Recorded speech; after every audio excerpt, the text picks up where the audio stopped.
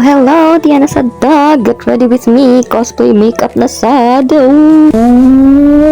Simulan natin sa isa sa pinakamahirap gawin kapag ikaw isang cosplayer at yan ay ang maglagay ng contact lens. Kita niyo yan? Yan, ganyan. Sunod natin gagawin is gawing invisible ang ating kilay at magagawa lang natin yan kapag pinahiran natin ng Elvis glue ang ating kilay. Ngayon naman, it's time to brush our eyebrows! 3 times a day. Mahiwagang salamin, kailan mo ba aminin? Rar! Primer! Siyempre, bago tayo maglagay ng makeup, maglagay naman tayo ng primer sa mukha. Ganyan ako pag nag-makeup, hindi ako nag-apply ng makeup kapag hindi ako nakakapag-apply ng primer. Kaya dapat lagi ako may dalang primer. Ngayon, at napahiran na ng primer ang buong kong mukha, oras na para maglagay ng foundation. Ito na pinakamakalat na foundation na makikita nyo sa balat ng lupa. Makalat talaga ako maglagay ng foundation, guys. Don't judge me, okay? Ngayon naman, gagawin ko ng itlog ang aking mukha. Mag-a-apply na ako ng concealer sa aking kilay. Kita nyo naman, tingnan nyo na lang. Wala akong masabi, wala akong script. Sa totoo lang, ito talaga yung pinakamahirap. Joke lang yung sinabi ko na mahirap yung palagay ng contact lens. Ang dali-dali lang nun. Ito talaga yung pinakamahirap. Itong kilay, lalo na kasi makapal yung kilay ko. Kung pwede lang mag-ahit kasi hindi ko kaya.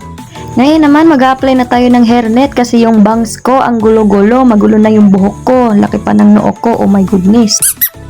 At ayan, tuluyan na nga, naging itlog ang aking ulo. Teka lang, ayusin na muna natin to ang aking noo kasi na yung foundation. At ang susunod na steps, ang dami ko pang hanash bago ako maglagay ng eyeshadow at kung ano pang klase ng makeup. Tingnan nyo naman, mukha na akong may sakit. The next step we need to do is we need to apply the cake powder on our face because charity, ang hirap mag-English guys, magtatagalog na lang ako. Mag-apply tayo ng cake powder or bake or ano ba yung tawag dyan, basta cake powder yan, yun na yun. Apply natin yan para mas maputi yung mukha natin. You never not sleep when you are in cosplay because the eye bags is so hard to get off. O, diba? English yun. Kala nyo, ha?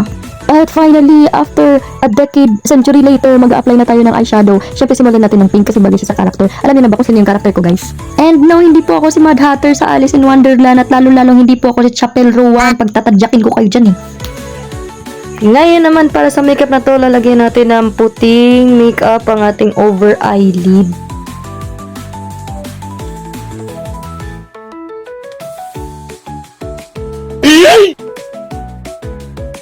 Natapos na tayo sa upper eyelid, ngayon naman mag-move on na tayo. Kailangan na nating mag-move on. Huwag na tayo mag-stick to the past kasi masakit, masasaktan lang tayo. Kaya ikaw mag-move on ka na rin.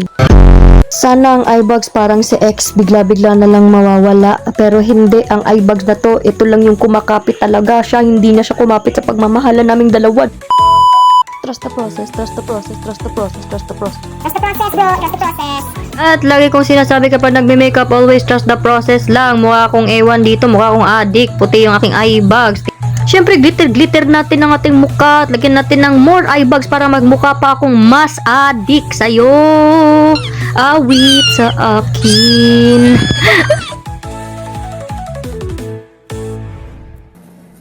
Trust the process, trust the process. Ngayon naman, isa sa pinakamahirap gawin para sa akin is ang kilay. Sana naman hindi to palpak. Ang effort pa naman ng paglagay ko ng glue stick dito kanina, pero sana hindi siya palpak. For Nifty, I wanted to try this type of eyebrow. Not sure what this means, but an eyebrow that like arch downward. I think it's perfect for a Nifty cosplay. At nang ako ay kontento na sa aking kilay, oras naman para lagyan ng something itong aking ilong. Para naman bagay kay Nifty. Ito talaga yung favorite part ko sa pagme-makeup, yung paglalagay sa ilong. Ang cute lang kasi pag nilalagyan ng something like that sa ilong. At parang bagay din talaga kay Nifty. Noses are always my go-to when doing a cartoonsy makeup because I feel like this type of noses are very perfect for cartoon characters.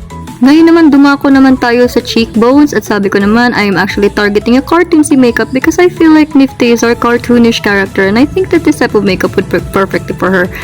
And wala guys, actually tapos na to. Eyeliner na lang ilalagay ko. At ako naman na nga, nakalimutan kong mag-video na mayroong eyeliner. Kaya, imagine nyo na lang na naglagay ako ng eyeliner. Pero ilalagay ko na lang yung kinalabasan sa aking Nifty cosplay by the end of this video. Sorry for wasting your time, pero salamat at nanood ka. Goodbye, have a nice day.